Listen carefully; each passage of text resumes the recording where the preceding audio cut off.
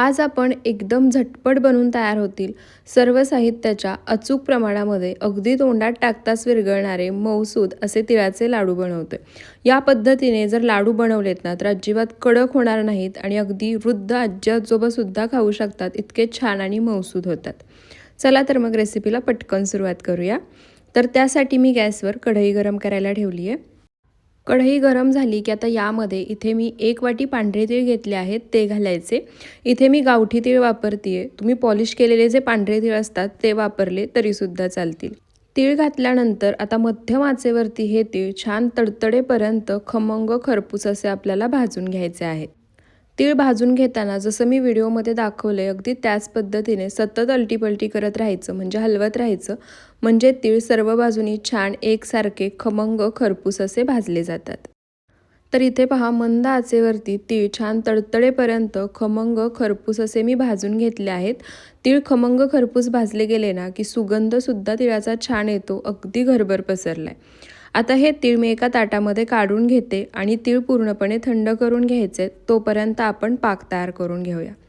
त्यासाठी मी पुन्हा तीच कढई गॅसवर गरम करायला ठेवली आहे आणि इथे तीळसुद्धा ताटामध्ये काढून घेतलेत। आता गॅसचा फ्लेम पूर्णपणे लो ठेवायचा आणि यामध्ये 1 चमचा तूप घालायचं। तूप घातल्यामुळे लाडूला शाईन म्हणजे चकाकी खूप छान येते आणि लाडू मऊसूदसुद्धा राहतात। आता हे तूप आपल्याला पूर्णपणे वितळवून घ्यायचं आहे। तूप पूर्णपणे वितळलं की आता यामध्ये ज्या वाटीने मोजून पांढरे तीळ घेतले होते त्याच वाटीने मोजून इथे मी गूळ घेतलाय, 1 वाटी गूळ या ठिकाणी घालायचा आहे। त्यासोबतच गूळ घेताना लक्षात ठेवा, छान खिसून किंवा एकदम बारीक चिरून घ्या। गुळाचे खडे जर तुम्ही मोठे वापरले तर गूळ वितळायला वेळ लागतो आणि पाक तयार होऊ शकतो, जसा आपण चिक्की बनवताना कडक पाक तयार करतो ना, अगदी तसाच, आणि त्यामुळे लाडू कडक होऊ शकतात।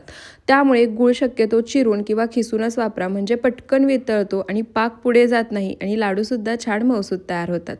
गूळ घातल्यानंतर मंद आचेवरतीच तुपामध्ये गूळ मिक्स करायचा आणि वितळवून घ्यायचा। गूळ वितळला की पुन्हा असाच मिक्स करत राहायचं आणि ते तुम्ही पाहू शकता गुळावरती असे बुडबुडे यायला लागले आहेत, पांढरा पांढरा फेस आल्यासारखा दिसतोय। वाटीमध्ये पाणी घेतले, थोडासा गुळाचा पाक या पाण्यामध्ये घालायचा आणि तुम्ही पाहू शकता गुळाचा पाक जो आपण तयार करून घेतलाय तो पाण्यामध्ये घातला की पाण्यामध्ये पसरत नाही, त्याचा गोळा खाली बसतोय, म्हणजे परफेक्ट असा पाक तयार झालाय। फक्त पाक कठीण नाही लागला पाहिजे। आता गॅस बंद करायचा, तुम्ही पाहू शकता गॅस मी बंद केलाय आणि आता जे भाजून घेतलेले तीळ आहेत ते या पाकामध्ये घालायचे आणि एकसारखे मिक्स करून घ्यायचे।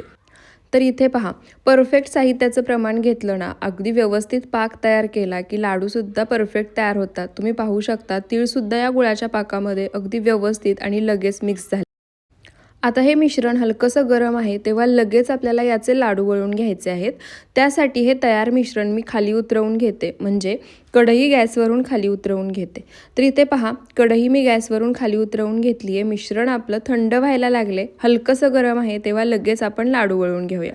तर इथे पहा, मिश्रण गरम आहे, हाताला चटके बसू शकतात, म्हणून एका डिशमध्ये मी थोडंसं पाणीसुद्धा घेतलंय। आता पाणी हाताला लावायचं आणि जेवढ्या आकाराचे तुम्हाला लाडू बनवायचे आहेत तेवढं मिश्रण हातावरती घ्यायचं आणि लगेच याचे लाडू वळून घ्यायचे। हाताला थोडंसं पाणी लावून घेतलं ना की मिश्रणाचे चटके बसत नाहीत आणि लाडूसुद्धा अगदी पटकन आणि सहज वळता येतात। तर इथे पहा, परफेक्ट असा लाडू बनवून तयार झाला आहे। जर तुम्ही हे तिळाचे लाडू वाटण्यासाठी बनवत असाल ना तर अशा पद्धतीने लहान लहान आकाराचेच बनवा। घरामध्ये खाण्यासाठी बनवत असाल तर मोठ्या आकाराचे बनवले तरीसुद्धा चालतील। मी इथे लिंबा एवढ्या आकाराचे हे तिळाचे लाडू बनवून घेणार आहे।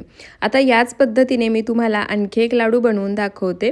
जर हाताला चटका बसत असेल, मिश्रण जास्तच गरम असेल, तर प्रत्येक वेळी लाडूचं मिश्रण घेण्याआधी हाताला थोडंसं पाणी लावून घ्या आणि त्यानंतरच लाडू वळून घ्या।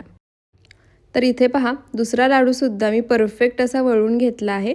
आता याच पद्धतीने राहिलेले जे मिश्रण आहे त्याचे लाडूसुद्धा मी वळून घेते आणि त्यानंतर तुम्हाला दाखवते।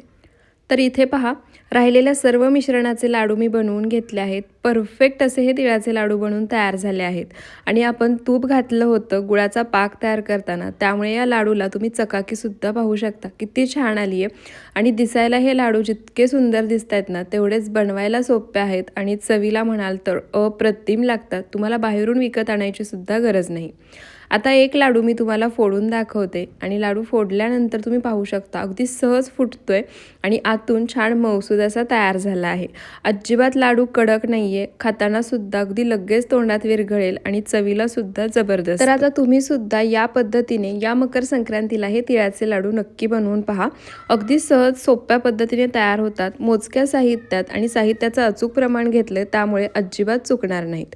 व्हिडिओ आवडला असेल तर व्हिडिओला जास्तीत जास्त शेअर करा, एक लाईक नक्की करा. आणखी अशाच रेसिपीज पाहायच्या असतील तर ते सुद्धा मला कमेंट करून सांगायला विसरू नका. पुन्हा भेटूयात अशाच साध्या सोप्या नवनवीन रेसिपी व्हिडिओसोबत. व्हिडिओ शेवटपर्यंत पाहिल्याबद्दल खूप खूप धन्यवाद.